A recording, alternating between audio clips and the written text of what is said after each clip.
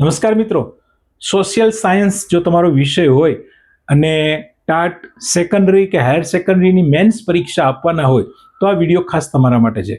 આ વિડીયોમાં મેથોડોલોજી એટલે કે પદ્ધતિ શાસ્ત્રના મોસ્ટ આઈએમપી કહી શકાય એવા વર્ણનાત્મક પ્રશ્નો જવાબ સાથે આપેલા છે, જે તમને બંને પરીક્ષામાં ઉપયોગી બનશે. યુટ્યુબ પર મેથોડોલોજીને લગતા આટલા પ્રશ્નો, આટલા ટોપિકના પ્રશ્નો એક પણ ચેનલમાં નથી, એક પણ વિડીયોમાં નથી. કદાચ કોઈ એકેડેમી કે ક્લાસીસમાં તમે ફી ભરી અને જો મેથોડોલોજીની તૈયારી કરતા હોય તો ત્યાં તમને કદાચ આવા પ્રશ્નો મળતા હશે, પણ યુટ્યુબ પર ફ્રીમાં આવો એક પણ વિડીયો નથી. તો આપની પાસેથી બસ એટલી જ અપેક્ષા છે કે આપના માટે આટલી મહેનત કરી છે તો વિડીયોને ખાસ એક લાઈક આપો, વિડીયોમાં કોમેન્ટ કરો, 2 શબ્દ લખો. કોમેન્ટમાં વધુ ન લખો તો કમસે કમ એક સ્માઇલી આઇકન આપો, ઓકે લખો, વેરી ગુડ લખો, કંઈ પણ આપના 2 શબ્દની અપેક્ષા છે. તો વધુ સમય ન લેતા લેટ્સ સ્ટાર્ટ વિડીયો.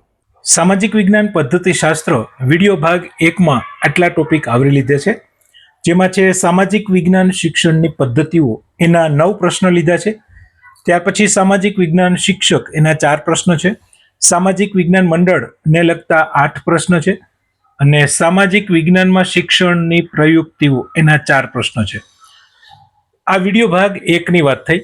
હવે વિડીયો ભાગ 2 જો તમે જોવા માંગતા હોય તો કોમેન્ટમાં જણાવજો. કોમેન્ટમાં લખો ભાગ 2. 1000ની આસપાસ કે 1000થી વધુ કોમેન્ટ આવશે તો ભાગ 2 મુકાશે.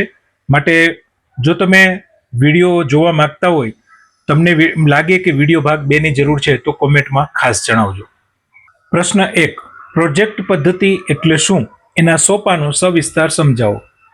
તો શૈક્ષણિક ક્ષેત્રમાં પ્રોજેક્ટ પદ્ધતિનો સૌપ્રથમ ઉપયોગ જ્હોન ડ્યુઈ અને એમના શિષ્ય કિલપેટ્રિકે કર્યો હતો. પ્રોજેક્ટ એટલે કુદરતી વાતાવરણમાં રહીને થતું સમસ્યાના ઉકેલ શોધવાનું કાર્ય. સામાજિક વિજ્ઞાનમાં આ પદ્ધતિના મુખ્ય 6 સોપાન છે, જેમાં નંબર 1, યોગ્ય પરિસ્થિતિનું નિર્માણ, જેમાં શિક્ષક ચર્ચા, ચિત્રદર્શન કે પ્રશ્નો દ્વારા પ્રોજેક્ટ માટેની ઈચ્છા જાગૃત કરે છે. નંબર 2 ઉપર છે પ્રોજેક્ટની પસંદગી, જેમાં પ્રોજેક્ટ વિદ્યાર્થીઓની વાસ્તવિક જરૂરિયાતોમાંથી ઉદ્ભવવો જોઈએ અને તે વિદ્યાર્થીઓ દ્વારા જ પસંદ થવો જોઈએ. ત્રીજો સોપાનમાં છે આયોજન, જેમાં હેતુઓ નક્કી કરવા, જૂથ રચના કરવી અને કઈ શૈક્ષણિક સામગ્રી જોઈશે એ નક્કી કરવામાં આવે છે. ચોથા સોપાનમાં અમલમાં વિદ્યાર્થીઓ આયોજન મુજબ માહિતી એકઠી કરવાનું કાર્ય કરે છે અને શિક્ષક એમાં માર્ગદર્શક બની રહે છે. 5મા સોપાનમાં વિદ્યાર્થીઓ જૂથ અહેવાલ તૈયાર કરી અને વર્ગ સમક્ષ રજૂ કરે છે. અંતે 6થા સોપાનમાં સમગ્ર કાર્યનું મૂલ્યાંકન થાય છે, જેમાં પ્રોજેક્ટના હેતુઓ કેટલા અંશે સિદ્ધ થયા એની ચકાસણી કરવામાં આવે છે. પ્રશ્ન 2, આધાર પદ્ધતિની સંકલ્પના સ્પષ્ટ કરી એના ફાયદા અને મર્યાદાઓ જણાવો. તો સામાજિક વિજ્ઞાનના શિક્ષણ માટે પૂરક માહિતી જ્યાંથી મળે એ આધાર છે અને એનો શૈક્ષણિક ઉપયોગ એટલે આધાર પદ્ધતિ. ભૂતકાળમાં બનેલી ઘટનાઓની સ્પષ્ટતા, સ્પષ્ટ પ્રમાણો અને વાસ્તવિક આધારો જેમ કે શિલાલેખો, સિક્કાઓ, દસ્તાવેજો દ્વારા વિદ્યાર્થીઓ સમક્ષ રજૂ કરવાની આ પદ્ધતિ છે. આ પદ્ધતિના ફાયદાઓ શું? તો એનાથી શિક્ષણ કાર્યમાં વિદ્યાર્થીઓની ભાગીદારી વધે છે અને એની માનસિક તેમજ કલ્પના શક્તિનો વિકાસ થાય છે.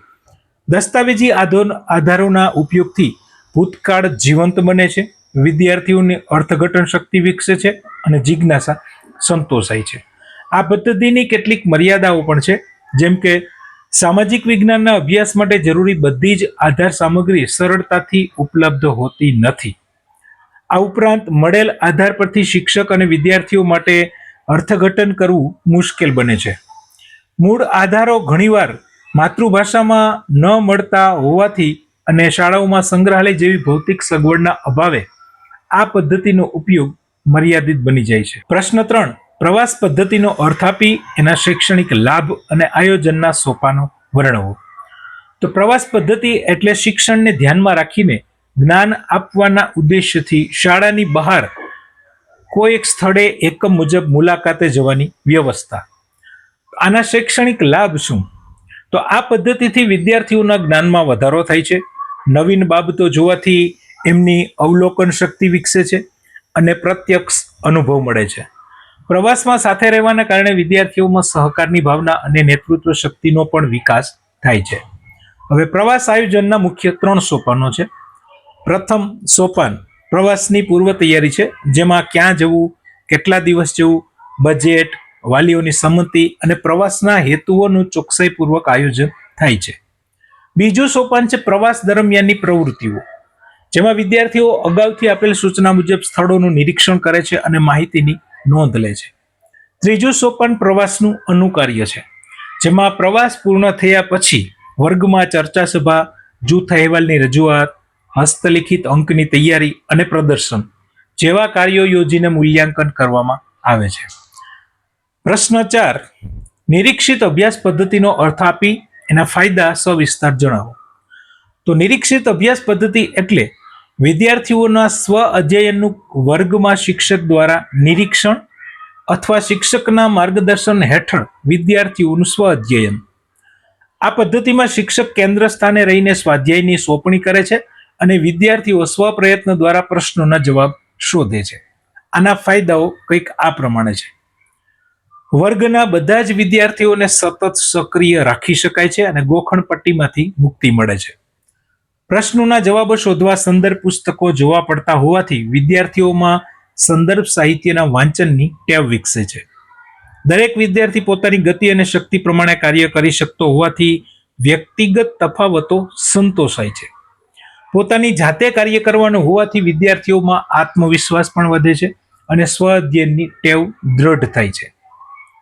શિક્ષકની વર્ગમાં હાજરી હોવાથી શિક્ષક અને વિદ્યાર્થી વચ્ચે આત્મીયતા વધે છે તથા વ્યક્તિગત માર્ગદર્શન પણ આમાં આપી શકાય છે. પ્રશ્ન 5, જૂથ અધ્યાપન પદ્ધતિની સંકલ્પના સમજાવી એના ફાયદા અને મર્યાદાઓ લખો.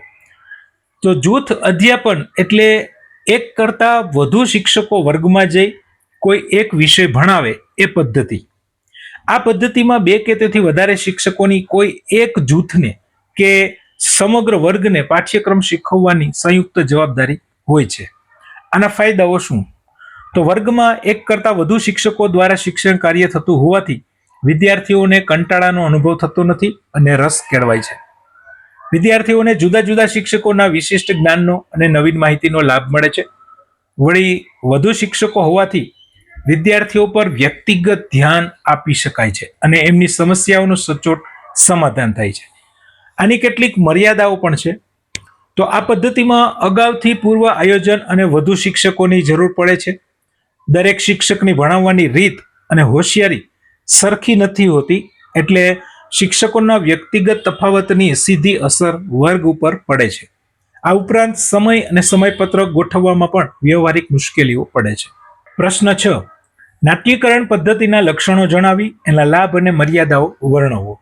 આ મોટા પ્રશ્નમાં 5 ગુણના પ્રશ્નોમાં પૂછાઈ શકે છે. તો નાટ્યકરણ પદ્ધતિના લક્ષણો જોઈએ. આ પદ્ધતિ વિદ્યાર્થી કેન્દ્રી હોવાથી એમાં વિદ્યાર્થીઓની સંપૂર્ણ ભાગીદારી જોવા મળે છે. નાટક દ્વારા વિદ્યાર્થીઓમાં અભિનય, આરોહ અવરોહ અને સંવાદ જેવા વિવિધ કૌશલ્યોનો વિકાસ થાય છે.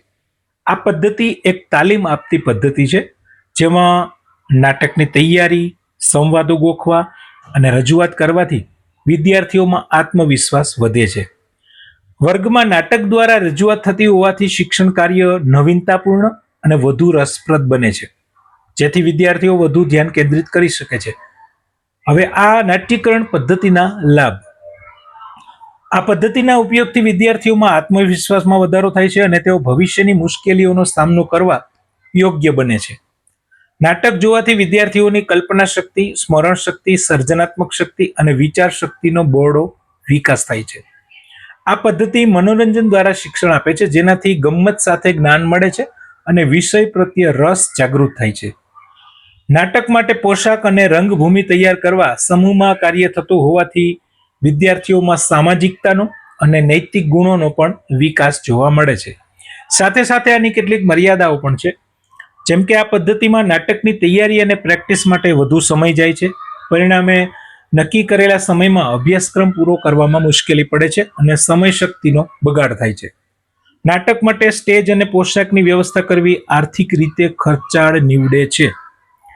જો શિક્ષક અને વિદ્યાર્થીઓમાં અભિનય કળાનો અભાવ હોય તો આ પદ્ધતિ અપેક્ષિત પરિણામ મળતું નથી. શિક્ષકની જવાબદારી આમાં વધી જાય છે.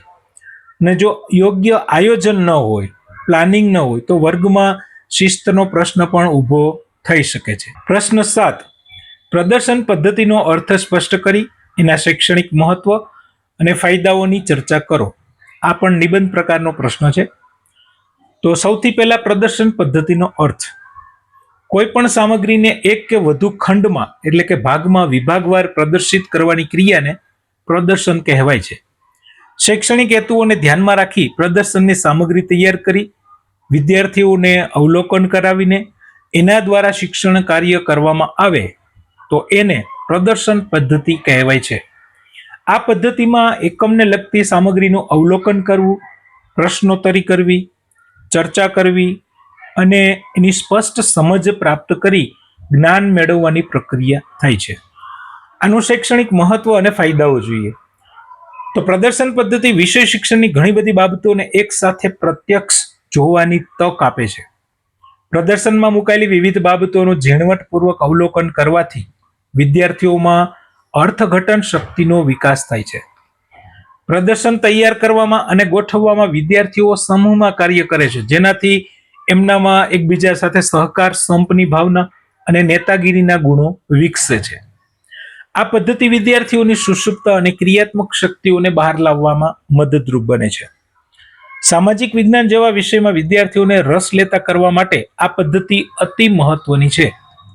પ્રદર્શનના આયોજનથી વિદ્યાર્થીઓમાં ચોકસાઈ, સમયપાલન, ધીરજ, ખંત અને સુંદર રજૂઆત જેવા વિવિધ કૌશલ્યો વિકસે છે.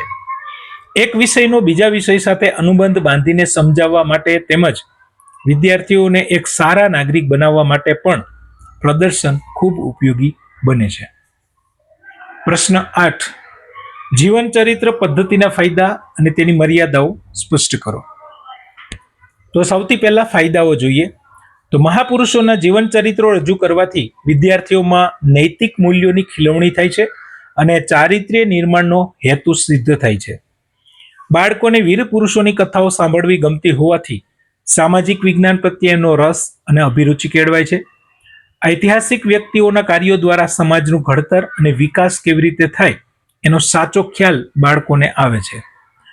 ઉચ્ચ ધોરણના વિદ્યાર્થીઓ ભિન્ન ભિન્ન ઐતિહાસિક વ્યક્તિઓના જીવન કાર્ય વચ્ચે રહેલી સમાનતા અને અસમાનતા આ ઓળખી અને તુલના શક્તિનો વિકાસ કરે છે. બાળકો મહાપુરુષોના જીવનમાંથી પ્રેરણા મેળવી પોતાના સ્વ વિકાસ માટેની દિશા સૂઝ પ્રાપ્ત કરે છે.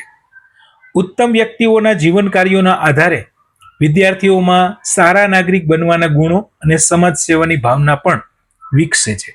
સાથે સાથે આની કેટલીક મર્યાદાઓ પણ છે, જેમ કે ઇતિહાસના બધા જ એકમો આ પદ્ધતિ દ્વારા શીખવી શકાતા નથી. એ માત્ર ઐતિહાસિક વ્યક્તિઓના એકમો પૂરતી જ મર્યાદિત છે.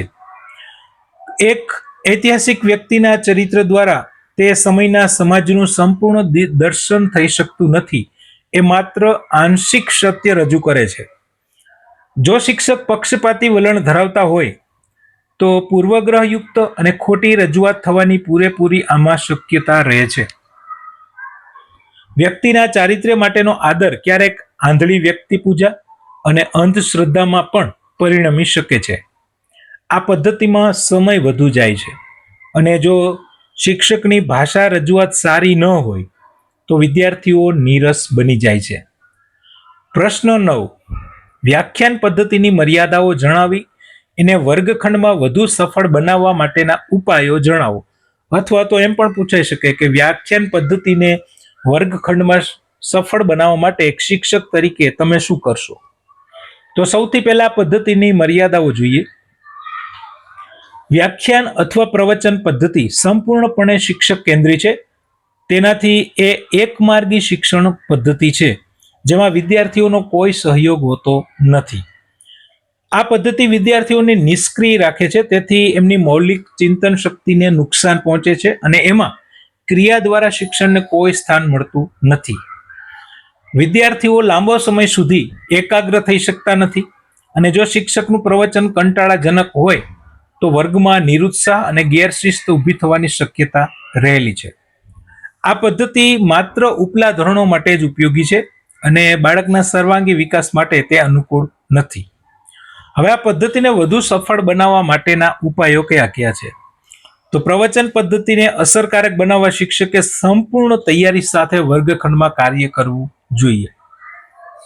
એક ધારા પ્રવચનને બદલે વચ્ચે વચ્ચે પ્રશ્નોત્તર પદ્ધતિનો પણ ઉપયોગ કરવો જોઈએ, જેથી વિદ્યાર્થીઓ એક્ટિવ રહે, જાગૃત રહે. વિદ્યાર્થીઓને કક્ષાને ધ્યાનમાં રાખી ભાષા અને ગતિ નક્કી કરવી. શિક્ષણને રસપ્રદ બનાવવા એકમને અનુરૂપ દ્રશ્ય શ્રાવ્ય સાધનો અને સંદર્ભ પુસ્તકોનો ઉપયોગ કરવો. શિક્ષકે પ્રવચન સમયે જરૂરી હાવભાવ કરવા જોઈએ અને વિષયાંતર ન થાય એની કાળજી લેવી જોઈએ. પ્રવચન અતિશય લાંબુ ન રાખવું અને એની સાથે જરૂરી કાપા કાર્ય એમજ નવીન ઉદાહરણોનો પણ સમાવેશ કરવો જોઈએ. પ્રશ્ન 10. સામાજિક વિજ્ઞાનના શિક્ષકમાં કયા કયા મુખ્ય લક્ષણો હોવા આવશ્યક છે? કોઈ પણ 5 લક્ષણોની વિસ્તૃત ચર્ચા કરો. તો શિક્ષણની ત્રિધ્રુવી પ્રક્રિયામાં શિક્ષકનું સ્થાન સૌથી મહત્વનું છે અને પ્રોફેસર બાઇનિંગના મતે શિક્ષક એ વિદ્યાલયનો આત્મા છે. સામાજિક વિજ્ઞાનના શિક્ષકમાં અનેક લક્ષણો હોવા જોઈએ, જેમાં જો શિક્ષક પોતાના સ્વીકારેલા વ્યવસાય પ્રત્યે નિષ્ઠાવાન ન હોય તો તે વિદ્યાર્થીઓનો સર્વાંગી વિકાસ કરી શકતો નથી. શિક્ષકે આજીવન વિદ્યાર્થી બનીને રહેવું પડે છે અને એની પાસે પોતાના વિષયની અદ્યતન માહિતી હોવી જોઈએ. શિક્ષક પાસે મનોવિજ્ઞાનનું જ્ઞાન હોવું જોઈએ, જેથી તે વિદ્યાર્થી જગતની સમસ્યાઓનો વૈજ્ઞાનિક ઢબે ઉકેલ લાવી શકે. શૈક્ષણિક સાધનોના ઉપયોગનું કૌશલ્ય વર્તમાન ટેકનોલોજીના યુગમાં શિક્ષણ કાર્યને રસપૂર્વક અને અસરકારક બનાવવા માટે આવશ્યક છે. પ્રભાવશાળી વ્યક્તિત્વ ખાસ જરૂરી છે, જેમાં સારો અવાજ, ઉત્સાહ, સહનશીલતા, આશાવાદી વલણ અને નેતાગીરીના ગુણોનો સમાવેશ થાય છે, જે સફળ અધ્યયનની આધારશિલા છે. પ્રશ્ન 11. સામાજિક વિજ્ઞાનના શિક્ષક માટે તાલીમ શા માટે અનિવાર્ય છે, મતલબ કે જરૂરી છે? તાલીમથી થતા ફાયદાઓ વર્ણવો. ઔપચારિક શિક્ષણના આ યુગમાં તાલીમ અનિવાર્ય છે, કારણ કે હીરો મૂળભૂત રીતે પથ્થર જ હોય છે, પણ એને એરણ પર ચડાવવાથી જ એ હીરો બને છે. તેવી જ રીતે તાલીમ દ્વારા શિક્ષકની અપ્રગટ શક્તિઓને બહાર લાવી શકાય છે. કોઈ પણ વ્યક્તિ જન્મથી પૂર્ણ હોતો નથી, પણ મહાવરા અને તાલીમથી પૂર્ણતાની નજીક પહોંચી શકાય છે. તાલીમ મેળવેલ શિક્ષક સામાજિક વિજ્ઞાનના વિષય વસ્તુને ઓછા સમયમાં અને ઓછા શ્રમે વધુ અસરકારક રીતે રજૂ કરી શકે છે. આનાથી શિક્ષકમાં વ્યાવસાયિક કુશળતા પ્રાપ્ત થાય છે અને એ વિવિધ શિક્ષણની પદ્ધતિઓ અને નવી અધ્યાપન પ્રયુક્તિઓથી માહિતગાર થાય છે. તાલીમ દ્વારા શિક્ષક વર્ગમાં જોવા મળતા વ્યક્તિગત તફાવતો અનુસાર કામ કરવાની સૂઝ મેળવે છે અને વિદ્યાર્થીઓનું યોગ્ય ભેદભાવ વગરનું મૂલ્યાંકન કરી શકે છે. દૈનિક શિક્ષણ કાર્યમાં આવતી સમસ્યાઓનો મનોવિજ્ઞાનના જ્ઞાન દ્વારા વૈજ્ઞાનિક રીતે ઉકેલ લાવવામાં પણ તાલીમ મદદરૂપ થાય છે. અગાઉથી કરેલા આયોજન અને પૂર્વ તૈયારીને કારણે શિક્ષકના આત્મવિશ્વાસમાં નોંધપાત્ર વધારો થાય છે. પ્રશ્ન 12. વર્ગખંડમાં અસરકારક શિક્ષણ કાર્ય માટે સામાજિક વિજ્ઞાનના શિક્ષક પાસે કયા કયા કૌશલ્યો હોવા જરૂરી છે? તો જ્ઞાનનો ભંડાર હોવા છતાં જો શિક્ષક પાસે રજૂઆત કરવાનું કૌશલ્ય ન હોય તો વિદ્યાર્થી એનો સ્વીકાર કરી શકતો નથી. સામાજિક વિજ્ઞાનના શિક્ષક પાસે સૌ પ્રથમ શૈક્ષણિક સાધનોનું નિર્માણ અને એના ઉપયોગનું કૌશલ્ય હોવું જોઈએ, જેથી બજારમાં મળતા બિનઉપયોગી સાધનો પર આધાર રાખવાને બદલે સસ્તા અને એકમ આધારિત સાધનો વાપરી શકાય. શિક્ષક પાસે આયોજન કૌશલ્ય હોવું જરૂરી છે, કારણ કે વાર્ષિક, માસિક કે દૈનિક આયોજન વગર શિક્ષણની નાવ બરાબર ચાલી શકે નહીં. શિક્ષકે વર્ગમાં હાવભાવ અને આરોહ અવરોહ સાથે પોતાના વિચારો રજૂ કરવા માટે પ્રત્યાયન અને વર્ગ વ્યવહાર કૌશલ્ય કેળવવું પડે છે. વિદ્યાર્થીઓને વર્ગમાં સક્રિય ભાગીદાર બનાવવા માટે સ્પષ્ટ અને સરળ પ્રશ્નો પૂછવાનું પ્રશ્નોત્તરી કૌશલ્ય આવશ્યક છે. આ સિવાય વિદ્યાર્થીઓની સમસ્યાનો ઉકેલ લાવવા માટે સમસ્યા ઉકેલ કૌશલ્ય, મંડળની પ્રવૃત્તિઓ ચલાવવા નેતાગીરીનું કૌશલ્ય અને પ્રવાસ આયોજનનું કૌશલ્ય પણ શિક્ષકમાં હોવું જરૂરી છે. પ્રશ્ન 13. સામાજિક વિજ્ઞાનના શિક્ષકનો દ્રષ્ટિકોણ કેવો હોવો જોઈએ? રાષ્ટ્રીય અને વૈજ્ઞાનિક દ્રષ્ટિકોણના સંદર્ભમાં સવિસ્તાર સમજાવો. તો શિક્ષકે વિદ્યાર્થીઓના ચારિત્ર્ય, જીવન મૂલ્યો અને વિધાયક વલણોનું ઘડતર કરવાનું હોવાથી એનો દ્રષ્ટિકોણ ઉદાત્ત અને વૈજ્ઞાનિક હોવો જરૂરી છે. વૈજ્ઞાનિક દ્રષ્ટિકોણને લીધે શિક્ષક વિશ્વની વિવિધ પ્રજાના રંગ, કદ, ખોરાક અને રહેણીકરણીમાં રહેલી ભિન્નતા પાછળના ભૌગોલિક કારણોને તાર્કિક રીતે સમજી શકે છે અને વિદ્યાર્થીઓને સમજાવી પણ શકે છે. શિક્ષકે હંમેશા હકારાત્મક દ્રષ્ટિકોણ રાખવો જોઈએ, જેથી કોમવાદ, પ્રાંતવાદ કે રાષ્ટ્રવાદ જેવી સમસ્યાઓ રજૂ કરતી વખતે કોઈ એક પક્ષ ન લેતા તટસ્થ રહી અને સાચી માહિતી આપી શકાય. શિક્ષકનો રાષ્ટ્રીય દ્રષ્ટિકોણ વિદ્યાર્થીઓમાં રાષ્ટ્ર પ્રત્યે પ્રેમ અને ગૌરવની ભાવના જગાડે છે. દેશ મુશ્કેલીમાં હોય ત્યારે દેશ માટે મરી ફીટવાની તૈયારી કેળવવામાં પણ આ દ્રષ્ટિકોણ મદદ કરે છે. શિક્ષકે પૂર્વગ્રહોથી મુક્ત રહીને સમગ્ર માનવજાત માટે સ્વતંત્રતા, સમાનતા અને બંધુતાનો ભાવ જન્માવતો માનવીય અને વિશાળ દ્રષ્ટિકોણ અપનાવવો જોઈએ. પ્રશ્ન 14. સામાજિક વિજ્ઞાન મંડળની રચનાની પ્રક્રિયા સવિસ્તર સમજાવો. સામાજિક વિજ્ઞાન મંડળની રચના ચોક્કસ તબક્કાવાર પ્રક્રિયા દ્વારા કરવામાં આવે છે. સૌથી પહેલા શૈક્ષણિક વર્ષની શરૂઆતમાં શાળાના વિદ્યાર્થીઓને મંડળમાં જોડાવા માટે જાહેરાત કરવામાં આવે છે, જેથી રસ ધરાવતા વિદ્યાર્થીઓ એમાં જોડાઈ શકે. ત્યાર પછી મંડળનું વ્યવસ્થિત સંચાલન થાય એ માટે એક બંધારણ નક્કી કરવામાં આવે છે, જેમાં મંડળનું નામ, હેતુઓ, સભ્યપદની શરતો, ફી, હોદ્દાઓ અને ચૂંટણી પદ્ધતિ જેવી બાબતો સ્પષ્ટ કરવામાં આવે છે. આ પછી સભ્ય નોંધણી થાય છે, જેમાં દરેક વર્ગનું પ્રતિનિધિત્વ જળવાય અને છોકરા છોકરીઓનું પ્રમાણ પણ યોગ્ય રહે એનું ધ્યાન રાખવામાં આવે છે. નોંધણી પછી કારોબારી મંડળની નિમણૂક થાય છે, જેમાં આચાર્ય હોદ્દાની રૂએ અધ્યક્ષ અને કોઈ એક શિક્ષક ઉપાધ્યક્ષ બને છે. જ્યારે પ્રમુખ, મંત્રી, ખજાનચી વગેરે હોદ્દાઓ માટે વિદ્યાર્થીઓમાંથી લોકશાહી ઢબે ચૂંટણી કરવામાં આવે છે. અંતે બધા સભ્યોને પ્રવૃત્તિઓમાં સામેલ થવાની તક મળે એ માટે પ્રવાસ સમિતિ, સાંસ્કૃતિક સમિતિ, પ્રદર્શન સમિતિ જેવી અલગ અલગ સમિતિઓની રચના કરવામાં આવે છે. પ્રશ્ન 15. શાળામાં સામાજિક વિજ્ઞાન મંડળનું શું મહત્વ છે સ્પષ્ટ કરો. તો સામાજિક વિજ્ઞાન મંડળ વિદ્યાર્થીઓના સર્વાંગી વિકાસ માટે અત્યંત મહત્વપૂર્ણ છે. વર્ગખંડની 4 દિવાલોની બહાર જઈને આ મંડળ વિદ્યાર્થીઓને વિવિધ જીવંત અને વ્યવહારિક અનુભવો પૂરા પાડે છે. મંડળ દ્વારા યોજાતી મૌખિક અને સર્જનાત્મક પ્રવૃત્તિઓથી વિદ્યાર્થીઓમાં છુપાયેલી વિશિષ્ટ શક્તિઓને બહાર લાવી શકાય છે.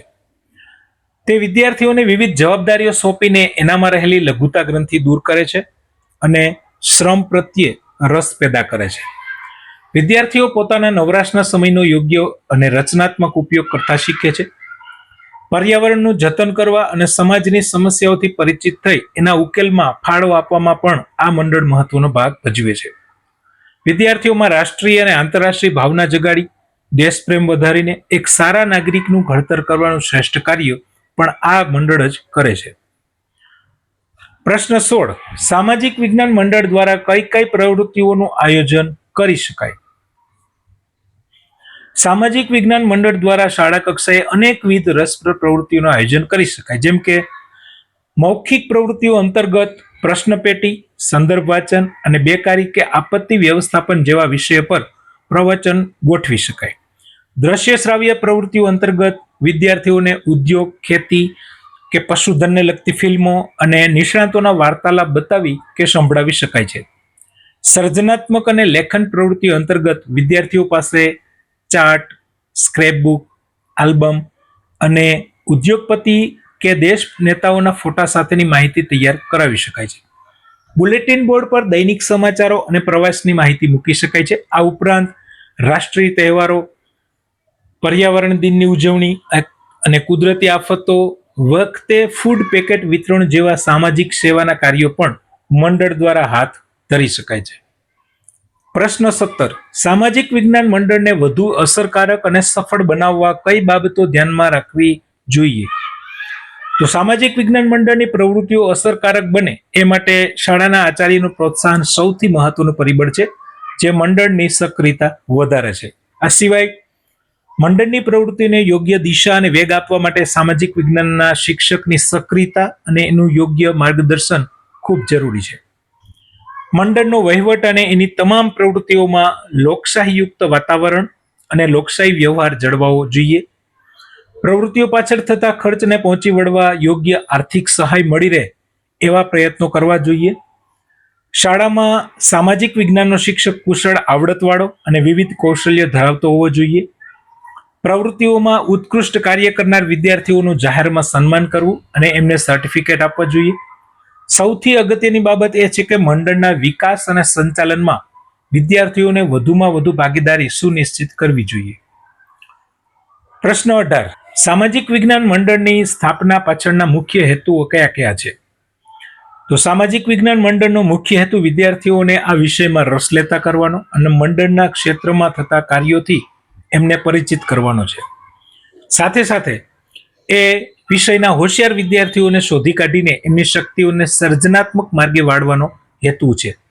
વિદ્યાર્થીઓ પોતાના જ્ઞાનનો વ્યવહારિક જીવનમાં ઉપયોગ કરતા થાય અને પોતાની શક્તિ મુજબ યોગ્ય વ્યવસાય પસંદ કરી શકે એવો પણ એનો ઉદ્દેશ્ય છે. વિદ્યાર્થીઓમાં રહેલી લઘુતા ગ્રંથિ દૂર કરી અને આત્મવિશ્વાસ વધારવો અને એમના નવરાશના સમયનો સદુપયોગ કરતા શીખવવું એ પણ આ મંડળનું મુખ્ય લક્ષ્ય છે. આ ઉપરાંત વિદ્યાર્થીઓ રાષ્ટ્રની સંપત્તિ અને સાંસ્કૃતિક વારસાનું જતન કરતા શીખે એના પર ભાર મૂકવામાં આવે છે. એક ઉમદા વિશ્વ નાગરિક બનાવવાનો અને માનવ અધિકાર પ્રત્યે આદર કેળવવાનો હેતુ પણ આ મંડળનો છે. પ્રશ્ન 19. એક શિક્ષક તરીકે સામાજિક વિજ્ઞાન મંડળના બંધારણમાં તમે કઈ કઈ સ્પષ્ટતાઓ રાખશો અને શા માટે? તો એક શિક્ષક તરીકે સામાજિક વિજ્ઞાન મંડળનું વ્યવસ્થિત સંચાલન થાય અને એની પ્રવૃત્તિઓ ફળદાયી બને એ માટે બંધારણમાં કેટલીક ચોક્કસ બાબતોની સ્પષ્ટતા રાખીશ. જેમ કે સૌપ્રથમ મંડળનું નામ અને એના હેતુઓ સ્પષ્ટ રાખીશ, જેથી મંડળની દિશા અને કાર્યક્ષેત્ર નક્કી થઈ શકે. સભ્યપદ પ્રાપ્ત કરવાની શરતો, સભ્ય સંખ્યા અને સભ્ય ફીનું ધોરણ સ્પષ્ટ કરીશ.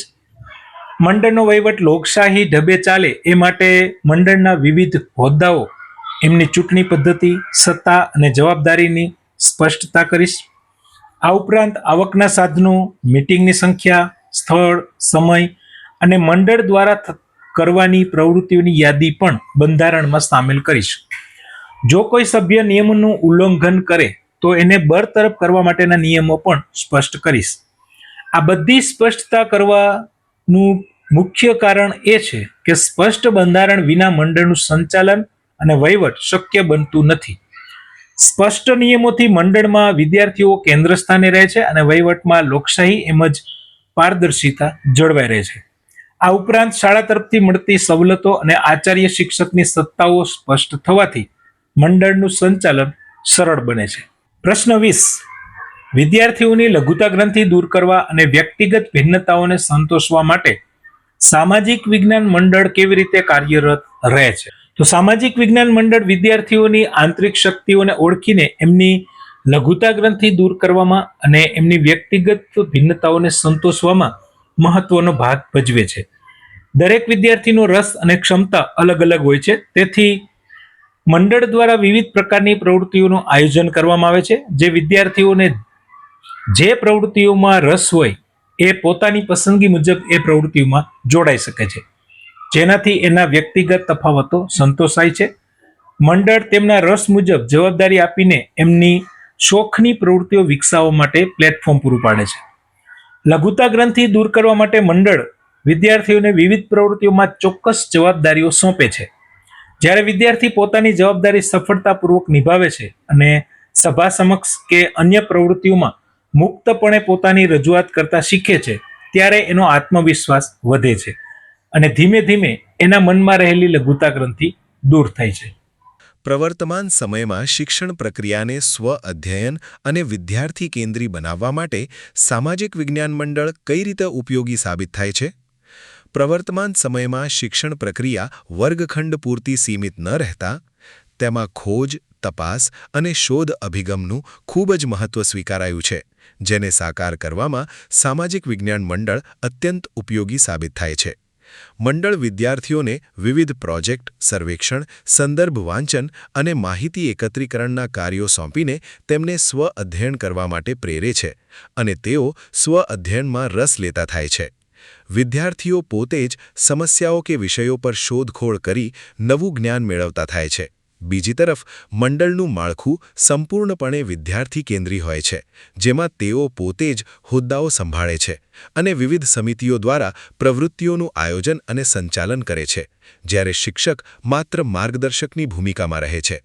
આમ મંડળ વિવિધ પ્રવૃત્તિઓના આયોજન દ્વારા શિક્ષણ પ્રક્રિયાને માત્ર શિક્ષકના પ્રવચન પૂરતી સીમિત ન રાખતા તેને વધુ રસવંતુ, પ્રવૃત્તિશીલ, ક્રિયાશીલ, રચનાત્મક અને જીવંત બનાવીને ખરા અર્થમાં વિદ્યાર્થી કેન્દ્રી બનાવે છે.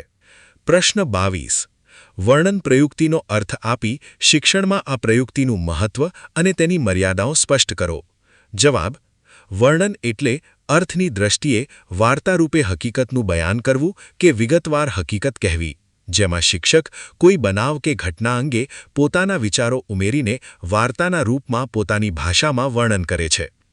ધ્યેય: વર્ણન પ્રયુક્તિનું મહત્વ. આ પ્રયુક્તિ દ્વારા કોઈ પ્રસંગ, ઘટના કે વ્યક્તિનું આબેહૂબ ચિત્ર ઉપસાવી શકાય છે. વર્ણનને કારણે રજૂઆતમાં ક્રમિકતા આવે છે અને બાળકોનું ધ્યાન વિષયમાં કેન્દ્રિત બને છે.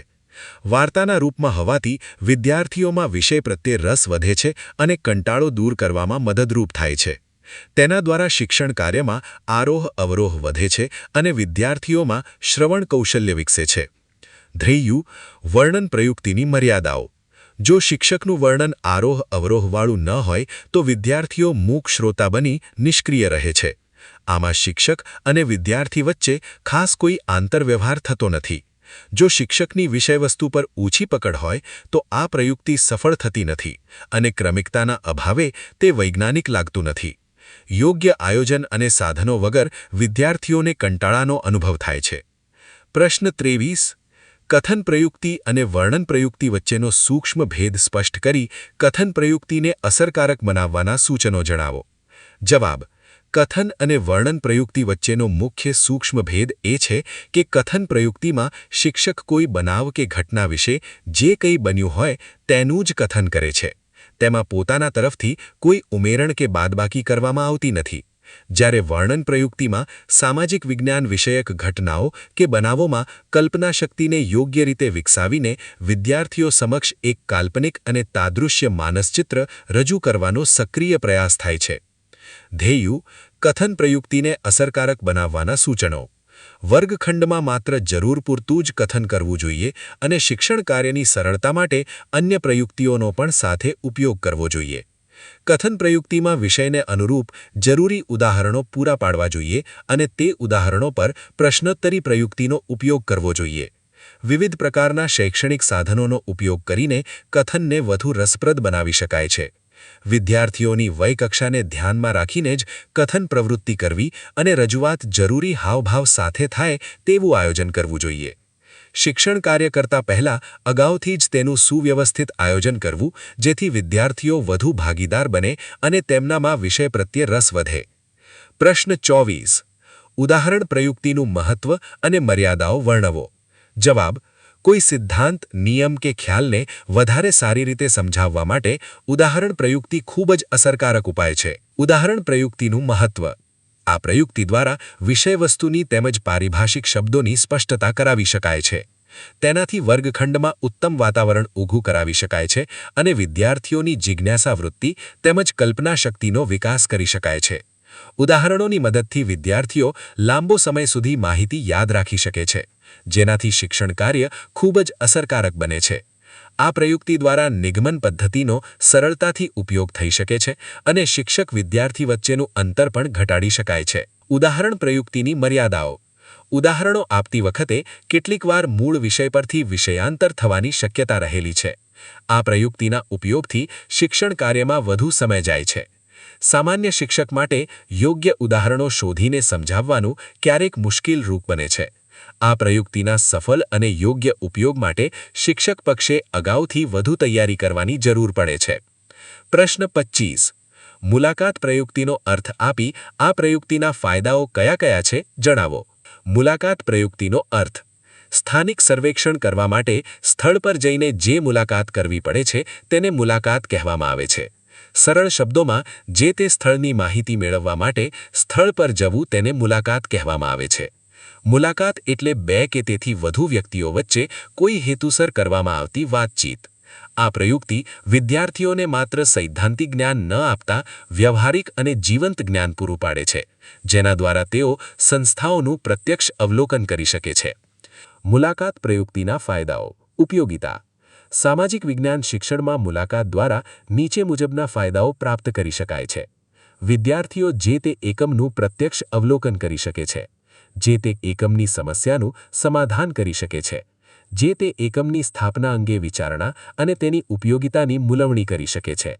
મુલાકાત દ્વારા મેળવેલી માહિતીનો વ્યાવહારિક જીવનમાં ઉપયોગ કરી શકે છે, જે તે એકમમાં આત્મવિશ્વાસ સાથે વ્યવહાર કરી શકે છે. વિદ્યાર્થીઓમાં આંતરસૂઝનો વિકાસ કરાવી શકાય છે. મુલાકાત દ્વારા જે તે એકમના અધિકારીની જવાબદારી કેવી હોય છે તેનું ભાન થાય છે. એકમની ઉત્પાદન પ્રક્રિયા કઈ રીતે થાય છે તેનું પ્રત્યક્ષ દર્શન કરી શકે છે.